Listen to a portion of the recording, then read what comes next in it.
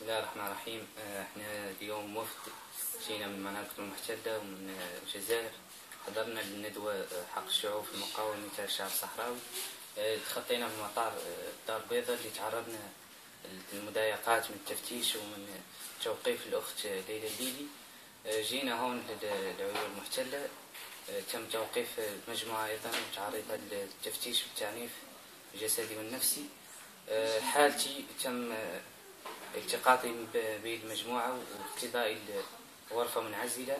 تم تعذيبي بشكل عنيف بحيث درجة تجريدي من ملابسي كاملة وتهديدي بالاغتصاب إلى هذا. تم أيضا قالوا عني أنا كنت نغني قدام الرئيس وندير دوك تقارير ونعدل ياسر. المهم قالوا لي تحاسب على هذا كامل، وهذا كامل بدايته. ولا قالوا لي عنك انت ولد مبارك؟ قلت لهم هيه. قالوا لي انت باش من قبيله؟ قلت لهم لا صحراوي. توف. قالوا لي اش من قبيله؟ قلت لهم صحراوي. قالوا لي نقريك بوك وتعالى ندخلوك لهذا البيت ولا نعلموك حنا شنو نقولوا لك. توف. تموا عليا ثم الخبيط وراكم شتو بطوني وهذا صبي هذا راه ما نعرفش عنه مكسور ولا مفتوح، ما نقدر نحركه. وكيفكم جردوني من ملابسي وخليت شغالي وراي.